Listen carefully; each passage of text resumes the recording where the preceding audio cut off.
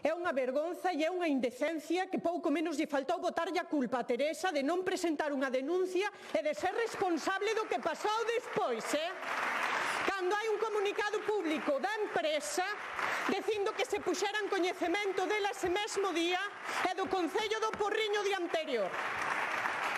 Así que retiro,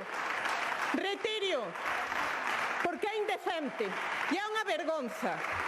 O que temos que facer a xente que estamos aquí é remangarnos e ver que podemos facer para que eso non volva a pasar. E é polo que está aquí o Bloque.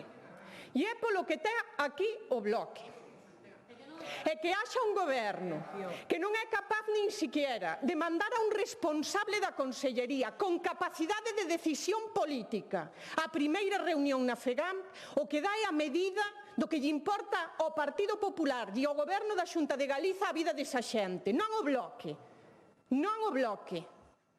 Esas mulleres, que son as que sosteñen co seu corpo un servizo público esencial, nunhas condicións de traballo que non as queren aire para si mismas. Así que un pouco de respeto polo menos, que é o que ten que pasar neste país para que a Xunta de Galiza asuma a súa responsabilidade e faga algo, señor Arias.